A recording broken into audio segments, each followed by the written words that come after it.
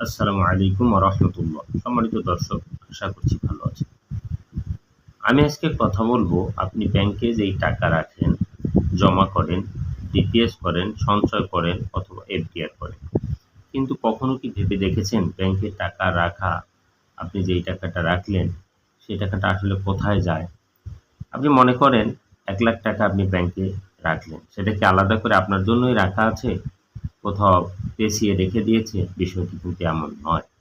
Bank কি করে? সবার টাকা এখানে করে সেই টাকাটা দিয়ে তারা ব্যবসার কাজে লাগায় অথবা কাউকে ঋণ দেয়, লোন দেয়। তাহলে আপনি যখন টাকা চাইবেন তখন ব্যাংক আপনাকে টাকা দেবে কিভাবে? ব্যাংকের ব্যবসার মূল কাঠামোই হলো, একদিকে তারা আমানত সংগ্রহ করে, অন্যদিকে তারা আমানতের একটি অংশ লোন দিয়ে দেয়, ঋণ দিয়ে দেয়, বৈধভাবে বিনিয়োগ করে। নিয়ম অনুযায়ী ব্যাংকে তারল্য ও বিভিন্ন নিরাপত্তা বজায় রাখতে হয়। এখন ধরুন ব্যাংক অনেক ঋণ খেলাপি হয়ে গেল, তখন কি হতে পারে? ব্যাংকের আয় কমতে পারে, লোকসান বাড়তে পারে, তারল্য চাপ তৈরি হতে পারে।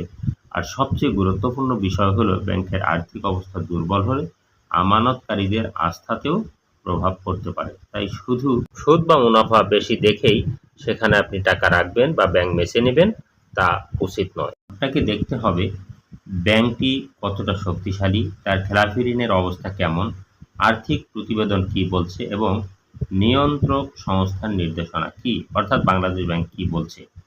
সবকিছু জেনে বুঝে তারপরেই আপনি ব্যাংকে টাকা রাখবেন। আর ব্যাংকে টাকা রাখা মানেই টাকা কারো ব্যক্তিগত পকেটে চলে যাওয়া নয় বা কারো নিজের সম্পত্তি হয়ে যাওয়া নয়।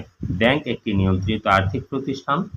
এখানে নিয়ন্ত্রণ সংস্থা রয়েছে যারা নিয়ন্ত্রণ করেন। ব্যাংক আমাকে কত মুনাফা দিবে সেটি আপনি দেখবেন না। আপনার প্রশ্ন হওয়া উচিত, আমি যে ব্যাংকে টাকা রাখছি সেই ব্যাংক কতটা নিরাপদ ও আর্থিক শক্তিশালী। তাই আপনার টাকা কোথায় রাখছেন সেটা জানুন, বুঝুন এবং তারপর সিদ্ধান্ত নিন। জেনে বুঝে ব্যাংকিং করুন। আপনি নিরাপদ থাকুন, আপনার সম্পদ নিরাপদ থাকবে ইনশাআল্লাহ। ধন্যবাদ সকলকে। আল্লাহ হাফেজ।